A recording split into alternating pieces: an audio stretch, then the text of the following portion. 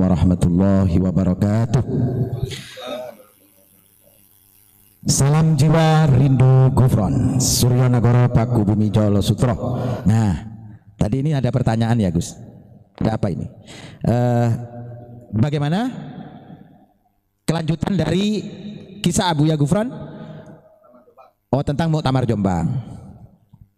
Bismillahirrahmanirrahim. Mohon izin kepada Abuya untuk saya menceritakan perjalanan beliau. Bukan berarti bim salabim, abrakadabra ya. Tidak ada sesuatu yang instan bagi Abuya, itu tidak ada sesuatu yang instan. Semuanya melalui proses. Dan kita ini rata-rata tinggal terima beres. Tidak tahu jerih payahnya, ayo tahu-tahu beres, gitu.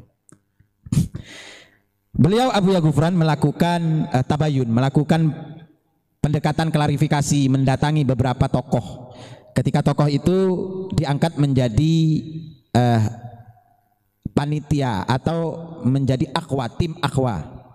Di Nahdlatul Ulama itu, di Muktamar itu pasti ada tim akhwanya. Nah, ini diantaranya beliau mendatangi sowan kepada Mbah Maimun Zubair, yang mana pada saat itu diwakili oleh Kang Mujib dengan Gus Asep. Hadir sowan kepada Mbah Maimun dengan membawa apa yang telah dipesankan oleh Abuya Gufron. Salam takzim dari Abuya Gufron, menanyakan bagaimana, kenapa kok bisa sampai terjadi mufaraqah NU itu. Alhamdulillah, beliau al-maghfurullah Mbah Maimun Zubair menjawab salam beliau bahwasanya sanes kulo. Mbah Maimun menjawab, bukan saya,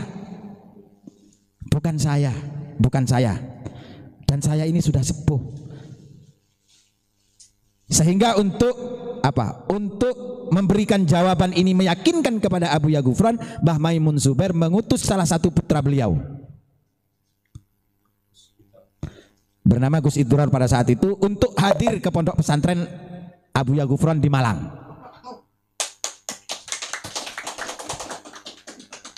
Dan dibicarakanlah di sana bahwasanya Mbah Maimun ini ikut mendorong, artinya memberikan dukungan kepada Abuya Gufron untuk melakukan tindakan-tindakan persuasif, bagaimana caranya bisa mengislahkan kembali ketua PBNU terpilih dengan beliau-beliau yang mufaraqah pada saat itu. Kemudian Abuya Gufron juga mendatangi salah satu pengasuh pada saat itu, pengasuh pondok pesantren Sidogiri. Nah, itu bersama saya, alhamdulillah. Sebelum bertemu dengan pengasuh pondok pesantren Sidogiri, saya sudah diberikan sinyal untuk sholat dulu dan membawa buku, membawa tulisan dari Abuya Gufron untuk diserahkan kepada beliau al-maghfurullah Kiai Haji Mas Nawawi bin Abdul Jalil pada saat itu. Datang, kita didampingi juga dengan alumni Sidogiri. Beliau diterima dengan baik. Kemudian Abuya Gufron langsung ngobrol, berbicara dengan beliau ini empat mata, dan beliau pun menyatakan mendukung untuk mengislahkan kembali.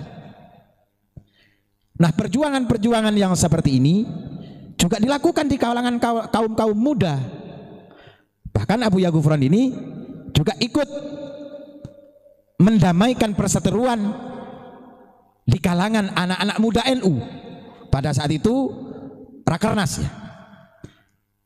Itu Rakernas Ansor di Jogja. Nah, inilah sejarah bergulirnya beliau Abuya Gufron ketika mengembalikan dari dua kubu yang berseteru. Kubu PBNU terpilih yang dibidani atau diketuai oleh Kiai Haji Said Agil Sirot dengan al-maghfurullah Kiai Haji Solahuddin Wahid. Ini sungguh nilai yang fantastis dalam waktu yang sangat singkat. Artinya sangat singkat ini tidak membutuhkan 1 tahun, hanya hitungan bulan. Insya Allah itu 40 hari, 1 bulan lebih pergerakan beliau ini. Kemudian saya diperintahkan oleh Abuya Gufron untuk menemui ketua PBNU terpilih dengan memberikan isyarah bahwasanya saya diperintahkan oleh Abu Gufron untuk ziarah ke makam Mbah Sunan Ampel setiap ba'da subuh dan setiap ba'da maghrib. Alhamdulillah saya lakukan 17 hari. Pas pada saat itu beliau Abu Ya Said, mohon maaf kalau sekelas saya ini harus audiensi dengan Abu Ya Said, Kiai Said Agil Sirot, ketua PBNU terpilih pada saat itu, sungguh saya merasa tidak mungkin. Tapi karena yang saya jalankan ini adalah perintah guru, tentunya pasti Allah akan berikan waktu untuk bertemu dengan apa yang diperintahkan oleh beliau Abu Ya Gufron kepada saya untuk menemui Kiai Haji Said Agil Sirot. Alhamdulillah pada satu saat di Masjid Ampel ini ada acaranya Al-Maghfurullah Busmi, itu ada acara semaan Al-Quran dan tiko mantap. Pembicaranya, penceramanya adalah Kiai Haji Said Agil Sirot. Nah disitulah saya merasa percaya dan tidak, antara percaya dan tidak, kalau saya bisa bertemu dengan ketua PBNU terpilih pada saat itu.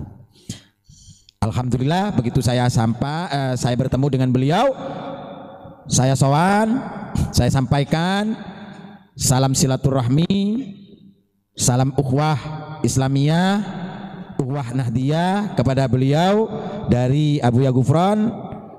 Kemudian Abu Ya Gufron seadanya salam, NU ini akan dibawa kemana? Dengan mendengar pertanyaan seperti itu, spontan Kiai Haji Said Agil Sirot menjawab dengan lantang dan penuh ketakziman, sampaikan kepada Abu Ya Gufron, Kiai Haji Said Agil Sirot siap manut dawuhnya ulama-ulama khos, kiai-kiai khos Nahdlatul Ulama.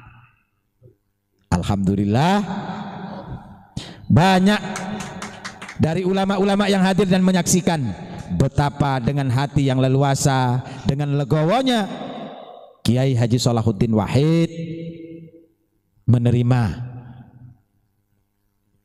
apa yang disampaikan oleh Abu Ya Gufron, mediasinya untuk islah, untuk bersatu kembali, bahwasanya NU ini tetaplah rumah besar dari Ahlus Sunnah wal Jamaah yang sudah dibentuk, yang sudah didirikan mati-matian oleh para muassis NU. Kabar gembira, ini kabar gembira yang sekarang, alhamdulillah sekarang ini sudah banyak Gus, sudah banyak kawan-kawanku semuanya dari cucu-cucu pendiri Nahdlatul Ulama, baik itu yang di Madura, itu sudah banyak yang menyuarakan sejarah-sejarah aslinya Nahdlatul Ulama. Bukan hanya dari anak keturunan yang berada di Langgar Gipo, yang dari Bangkalan sudah ikut berbicara,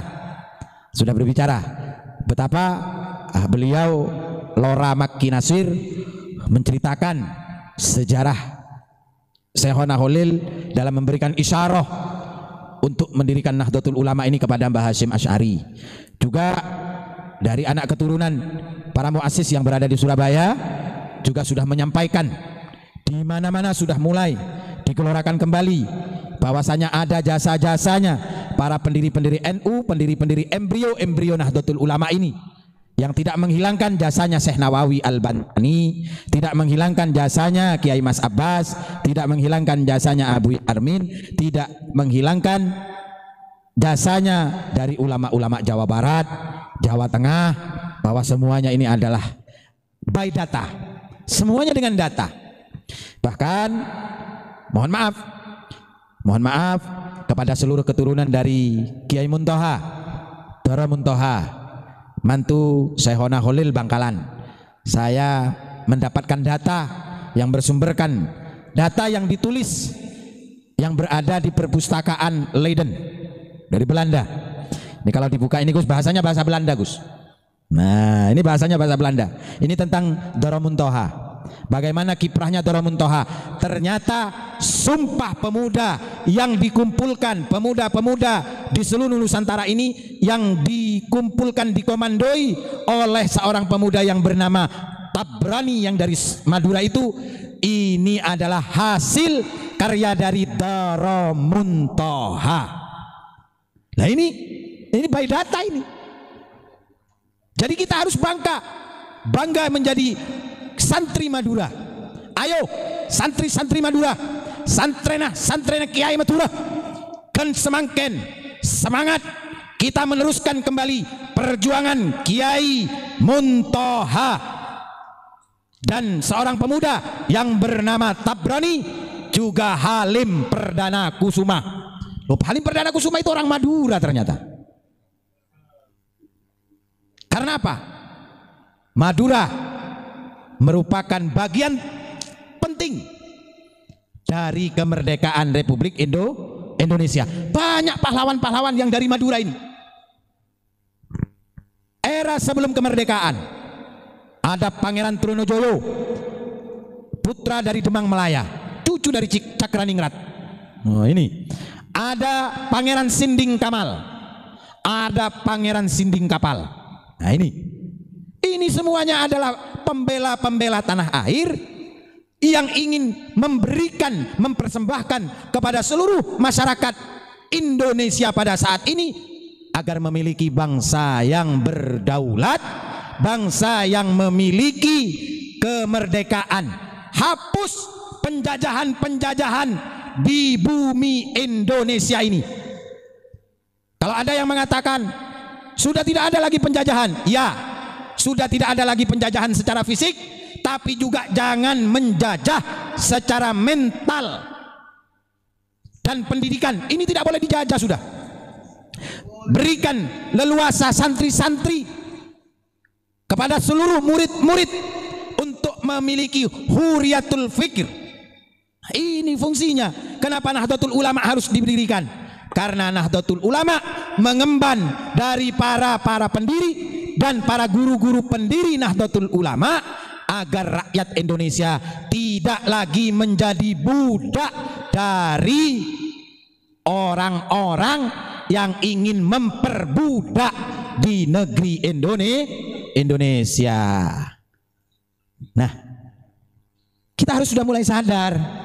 Hai para kiai-kiai, hai para gus, hai para lora-lora, hai para mas-mas, sadar bahwasanya kita ini dibekali bukan hanya dengan ilmu, tapi juga dibekali dengan keberanian, dibekali dengan semangat patriotisme. Ini hal yang terpenting bagi para santri. Tetap tidak hilang rasa cinta, rasa taklim,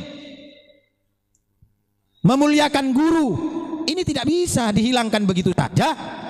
Tetap takdiman wa takriman kepada guru, tapi juga kita harus memiliki wawasan bukan hanya secara agamis, tapi juga kita memiliki pemahaman nasionalis, memiliki pemahaman Pancasilais, memiliki pemahaman patriotis, uhwah Islamiyah, uhwah Basoriyah, uhwah Watoniyah.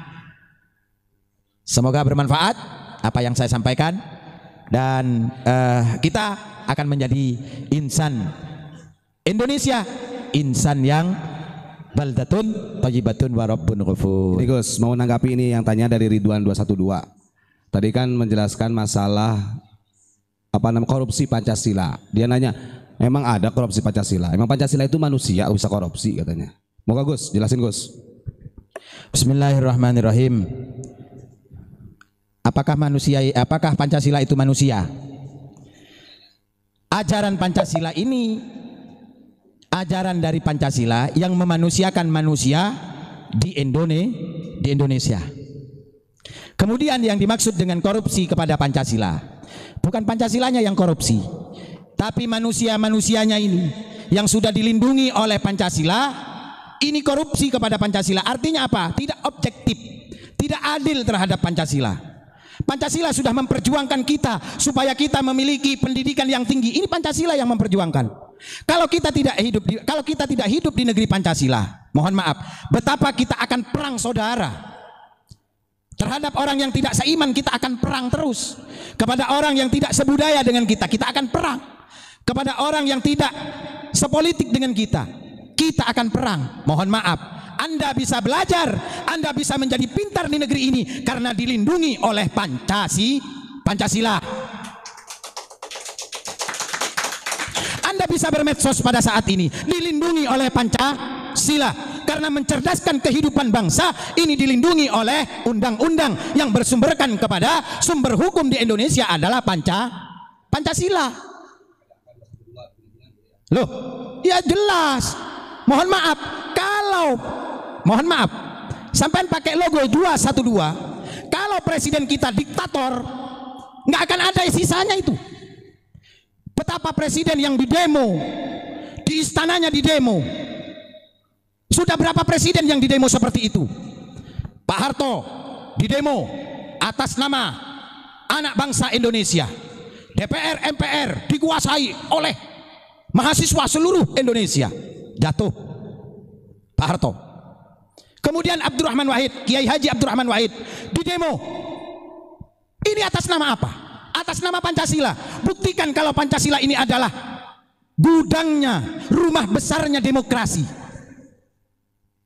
Bukan hanya orang intelektual saja yang mengaktualisasikan demokrasi ini berdasarkan Pancasila. Bahkan seorang santri sekelas Kiai Haji Abdurrahman Wahid mengaplikasikan. Jangan sampai ada tumpah darah. Saya ingat itu karena saya ikut dalam pembelaan Gus Dur. Ketika Gus Dur dikepung oleh BEM dari Monas depan istana itu, kami para santri-santri se-DKI Jakarta di bawah komando Kiai Haji Nur Muhammad Iskandar pada saat itu untuk melakukan pembelaan terhadap Gus Dur. Saya ditunjuk untuk orasi, melakukan pembelaan untuk Gus Dur ini. Dalam orasi saya masih ingat itu. Naik di mobil komando, itu saya orasi pada saat itu, Gus. Saya tidak tahu itu mereka itu berada di sebelah mana, tidak paham saya. Ya, gitulah ya. Jangan hanya bangga karena kamu punya angka, gitu kan? Angka yang biasa di filmnya Wiro Sableng itu, gitu kan? Kami ini sudah duluan melakukan demokrasi, itu sudah duluan. Bahkan mohon maaf, betapa desingan peluru, gas air mata itu di depan Trisakti, itu kita hadir itu dulu. Gitu. Ya Allah, selamat ya. Karena memang kita ingat kita ini santri, ngapain ikut-ikutan yang seperti gini nanti. Yang kita ingat apa? Dawuhnya Kiai. Jangan sampai nanti di telinganya Pak Kiai kalau kita ikut demo. Karena apa? Karena pesantren itu sangat melarang. Demonstrasi itu sangat melarang. Bahkan pasukan berani mati.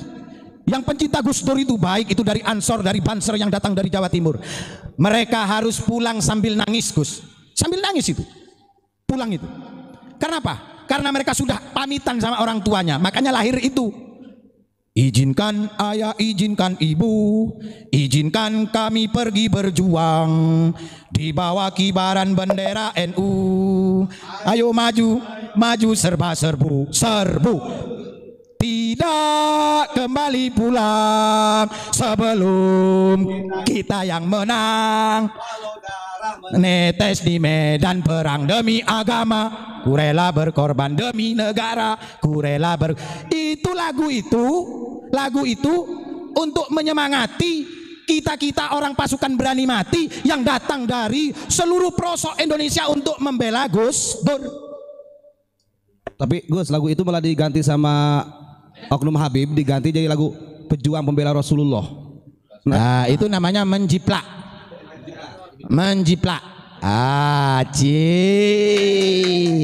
Sekarang sudah bawa kita siap mati demi Pancasila. Bagus. Tadi buktikan. Gitu, dibuktikan. Pancasila ini, mohon maaf, anak-anaknya Pancasila ini kalau tengkar, ini diingatkan oleh Pancasila. Ada ketuhanan yang Maha Esa, lakum dinukum waliyadin. Tidak sama ini, politiknya tidak sama. Ingat, masih ada Bhinneka Tunggal Ika. Artinya apa? Lana a'maluna walakum a'malukum. Nah, jadi seperti itu. Ketika membela, saya masih ingat itu Gus, saya ikut orasi itu. Gus Dur adalah Presiden Republik Indonesia yang terpilih dan disahkan menurut konstitusi negara Republik Indonesia, tidak boleh diturunkan di tengah jalan. Tapi Gus, waktu orasi pakai takbir gak? Tidak ada pakai takbir, karena yang punya ijazah takbir itu perjuangannya hanya Bung Tomo. Bung Tomo itu mendapatkan takbir ini dari muassis NU. Mohon maaf, perjuangan 10 November itu seharusnya itu tanggal 9 Pak, bukan tanggal 10. Karena kata Mbah Hasyim Asy'ari, tunggu Tomo, ada satu ulama yang belum datang. Dari mana Kiai? Dari Cirebon. Siapa? Kiai Mas Abbas. Ternyata Kiai Mas Abbas bukan sendiri. Kiai Mas Abbas ini didampingi oleh Syekh Mansur, didampingi lagi oleh Tubagus Bakri, Mama Sempur, didampingi lagi oleh Mama Rende, oleh jawara-jawara Jawa Barat. Nah ini, karena apa? Karena disitulah ada nilai yang ditanamkan bahwasanya kita harus bersatu. Kita ini harus bersatu.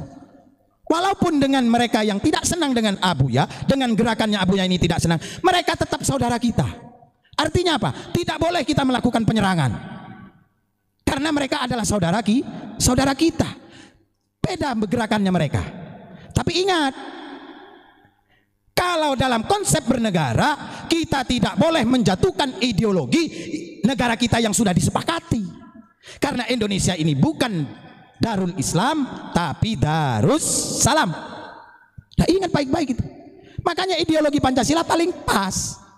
Sudah paling pas, sudah relevan bagi siapa saja yang menggunakan Pancasila.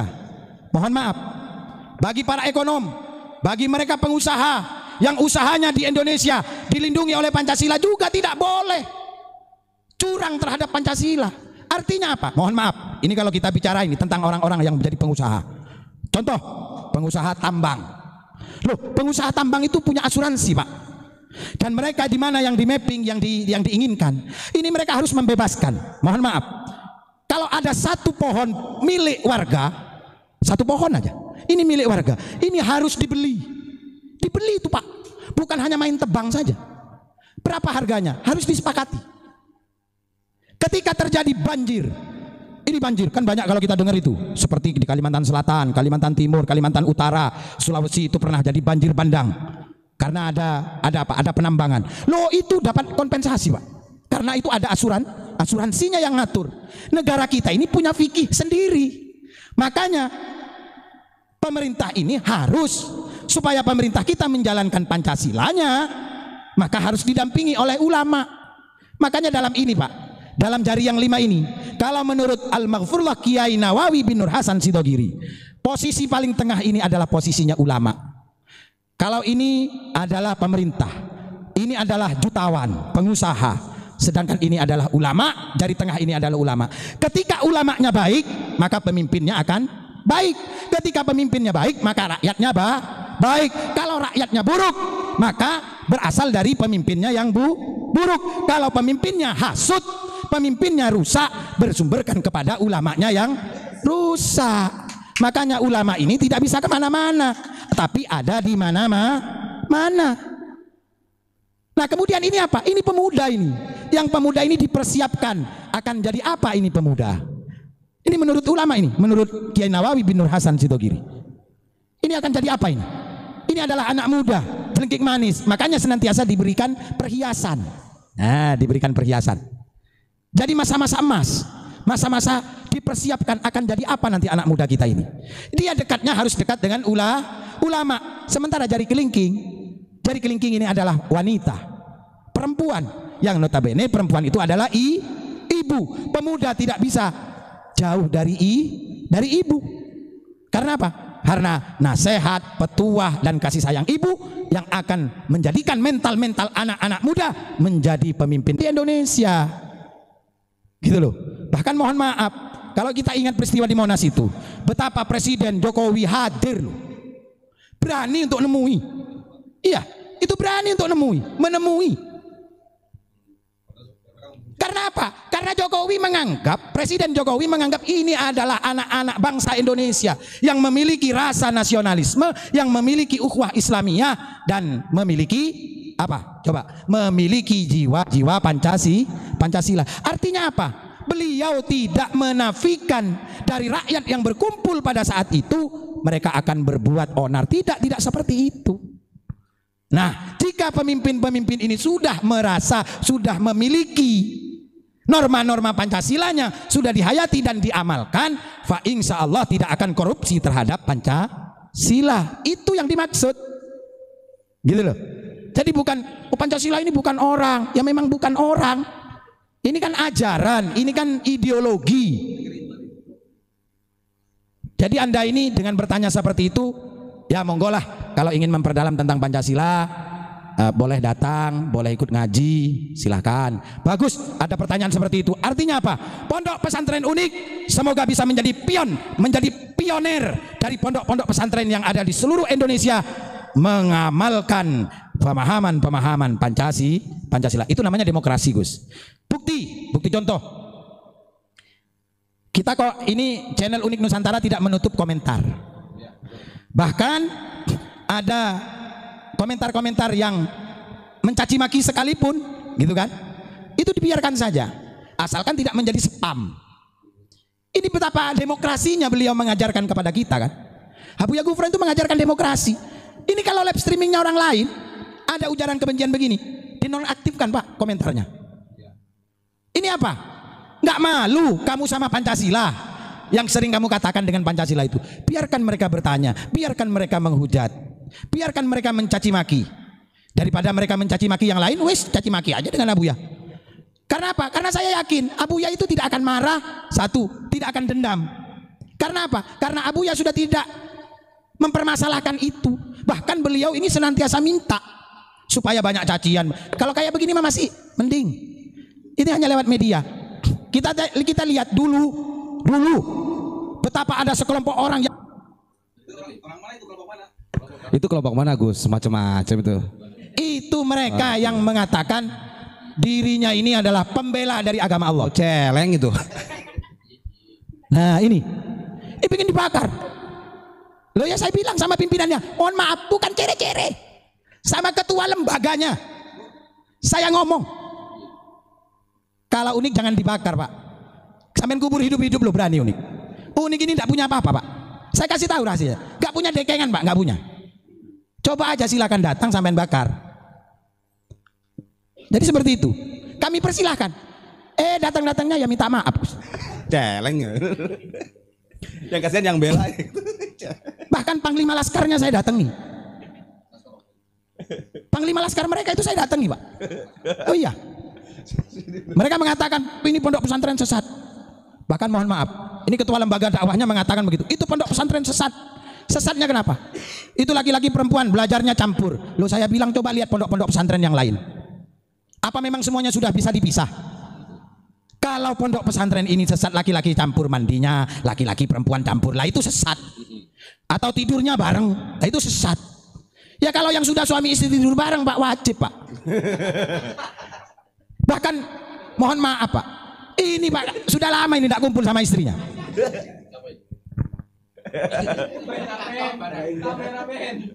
Loh iya Pak, artinya apa? Kita ini sudah mulai di bawah ranah begini, tidak butuh lagi dengan perempuan. Waduh, ini gawat ini. Kita tidak diajarkan untuk menikmati nikmat Pak. Artinya apa? Sudah bukan ke alam manusia ini. Ya, coba lihat, wong nonton kucing di kudungnya, ayo kok. Kan begitu. Nah inilah demokrasi yang ingin disampaikan oleh Abuya Ghufran itu. Gampangnya begini, kamu punya leluhur, mana lebih mulia leluhurmu dengan leluhur orang lain, gitu loh. Kamu lahir dari siapa? Bapak ibumu orang mana? Orang Jawa. Ibumu orang mana? Orang Ambon. Apakah lebih mulia orang lain daripada bapak ibumu? Kemudian naik lagi ke atas, darah yang mengalir itu darahnya siapa? Darah nenek moyangmu, nenek kakekmu. Karena ada darah nenek kakekmu, apakah kamu sudah berbuat baik kepada mereka kakek nenek moyangmu? Kenapa kamu kok harus nyembah-nyembah kepada orang lain? Kamu harus mencium kakinya orang lain. Kamu harus cium tangan kepada kakinya orang lain. Kamu harus mengorbankan hartanya kepada orang lain. tapi kepada ibu bapakmu kamu tidak berbuat seperti itu. Ini yang ingin disampaikan oleh Abuya Ghufran, karena berhubung bahasa beliau ini terlalu melip, terlalu tinggi untuk dipahami, jadi seolah-olah kita ini diajari memusuhi orang lain. Betul. Kan begitu. Kita ini diajari untuk berbuat baik, berterima kasih kepada pahlawan-pahlawan yang sudah memperjuangkan kita supaya hidup merdeka, punya apa? Punya kedaulatan. Mohon maaf, coba tes. Datang kamu ke negeri tetangga, jauh-jauh, Malaysia, Singapura. Berbuat kamu seperti apa yang kamu perbuat di Indonesia ini? Saya ingin tahu mental dan nyalimu. Bukan mate, Gus. Begitu. Jadi apa yang dikatakan oleh Presiden Bung Karno itu? Hujan emas di negeri orang lebih baik hujan batu di negeri sendiri. Masya Allah, saya hidup di perantauannya orang ini sudah di mana-mana, Pak. Saya sampai di Hong Kong. Di Hong Kong itu. Karena alamat yang ditulis ini tidak sama, Pak. Dengan tujuannya tidak sama. Akhirnya apa? Saya ini dikurung, Pak. Bicara pembelaan, saya ingin KJRI. No KJRI. You not Hong Kong. Tomorrow you must go to Indonesia. Coba. Ini kita, Pak, di Hong Kong ini. Di Saudi Arabia kita umroh. Kalau kata mereka, ada muskil, instan niswaya. Jangan protes, Pak. Nggak distempel paspor kita, dipulangkan kita, Pak. Mau protes ke siapa? Bagaimana dengan mereka yang homestay? Bagaimana yang overstay? Banyak dulu TKI, TKW yang mereka merasa nyaman di Saudi Arabia, tapi overstay sampai jadi gelandangan di bawah jembatan-jembatan itu di kota-kota di Saudi Arabia. Betapa. Yang mau bela siapa kalau bukan orang Indonesia? Yang mau bela siapa kalau bukan Pancasila? Kalau pemimpin-pemimpin kita dianggap orang yang tidak berpancasila, nggak mungkin dipulangin itu, Pak. Nggak mungkin dijemput, itu nggak mungkin. Betapa banyak tenaga-tenaga kerja ilegal yang dipulangkan dari Malaysia, dijemput, Pak, sama kapal perang, Pak. Karena apa? Bangsa kita ini bangsa berdaulat, bangsa yang mulia. Bahkan ini kabar gembira. Bukan Rohingya, Pak. Rohingya itu sudah selesai ketika kita sudah bersuara. Bagaimana ini? Kita rakyat Indonesia yang memiliki kekuasaan tertinggi. Alhamdulillah direspon, Pak, oleh Presiden. Itu direspon oleh Presiden Jokowi. Dan Jokowi langsung menghubungi Presiden Myanmar, pemerintah Myanmar. Mereka akan ditarik kembali. Makanya Pak Mahfud MD kemarin berbicara bahwasanya Indonesia tidak ikut menandatangani kesepakatan untuk menampung para imigran-imigran itu. Nah ini, Pak, kalau dilakukan dulu, Pak. Banyak orang-orang ini punya hutang budi sama NU. Jangan lupa, lu yang bisa berjubah di Indonesia, kamu yang bisa berdakwah di Indonesia, kamu yang bisa cari makan di Indonesia. Ingat jasanya Mbak Wahab Hasbullah ketika mereferensikan kepada pemerintah, kepada Presiden Soekarno dulu untuk memasukkan leluhur-leluhurmu menjadi warga negara Indonesia. Sekarang orang-orang Indonesia ingin kamu jadikan budak. No way, masih ada yang tersadar ini, masih ada, Pak. Masih banyak yang tersadar itu, masih banyak. Makanya jangan paksakan kami untuk kembali ke zaman jahiliyah. Karena ulama-ulama Nusantara sudah menerima amanah dari baginda Nabi turun kepada sahabat, kepada tabi'in, kepada ulama salafus soleh melalui ilmu-ilmu yang tertulis di kitab-kitab, bahwasanya kita penting untuk mencari nasab untuk koreksi diri, tapi membanggakan nasab itu jahiliyah. Nah ini, Pak, namanya ilmu manfaat, ilmu barokah. Bukan harus senantiasa kita ini, mohon maaf, kalau kita di sini keturunannya Mbak Sunan Ampel loh masih banyak. Tapi kita kan tidak. Beliau ini tidak. Kamu yang ikut, kalau kamu ikut Mbak Sunan Ampel, kamu dijamin masuk surga. Enggak, Mbak Sunan Ampel tidak punya wasiat seperti itu. Yang diwasiatkan oleh Mbak Sunan Ampel, apa yang diwasiatkan oleh Mbak Sunan Ampel? Atiullah wa atiur Rasul wa ulil amri minkum. Al-Quran yang disampaikan. Kita ini mentang-mentang kita sudah punya kekuatan, ingin seolah-olah berbuat makar. Lu jangan, saudara. Jangan. Gak bahaya tak? Bahaya nanti, jangan. Indonesia ini negeri aman. Sudah telah, nggak ada yang lebih aman dari negeri Indonesia. Dakwah bisa diganggang. Di Saudi Arabia nggak boleh pak. Demo, orang demo, warga negara Saudi Arabia demo, penjara bawah tanah pak. Itu kalau orang Indonesia, dibuat seperti itu, pemerintah Indonesia, wah tidak Islamius, tidak opo, menolak Rohingya aja pemerintah Indonesia dihujat pemerintahan PKI. Kok ono pemerintahan PKI, wong PKI itu sudah bubar dari tahun 65. Ya Allah. Berarti orang yang bicaranya Gus itu PKI. Gimana? Orang yang bicaranya itu berarti PKI itu. Ya artinya mereka yang ingin menghidup-hidupkan kembali. Betul, celeng. Kan begitu. Saya pernah menerima nasihat sudah dari seorang ulama begini. Kalau ada orang yang tidak mau ziarah ke makam orang tuanya, itu loh, ada tetangga saya, anak dari PKI. Setiap dia mau keluar rumah pasti ziarah ke kuburan bapak dan ibunya. Berarti kan kita ini kalah dengan anak-anaknya PKI. Gitu loh. Mohon maaf, ini bukan kita bangga dengan mereka, tidak. Ini adalah perbandingan. Supaya kita memiliki apa? Memiliki nilai cinta kepada tanah air ini. Kita cinta kepada orang tua, kita cinta leluhur-leluhur kita. Coba kita lebih hafal leluhurnya orang daripada leluhurnya sendiri. Walaupun namanya, mohon maaf, ini kalau namanya orang dari orang tua saya, nama kita ini nama yang mungkin tidak terlalu islami, kan begitu. Namanya biasa-biasa aja. Ada namanya Polo, nah, gitu kan. Ada namanya Latu, kan begitu. Jadi tidak ada lagi yang kita bangga-banggakan kecuali hanya ajaran para guru yang sesuai dengan ajaran Nabi Muhammad SAW. Kira-kira begitu ya Gus? Oke. Baik, terima kasih Gus. Ini luar biasa, dengerin Kang Ridwan ya. Jadi ada angka 212 itu ya karena jasanya Pancasila.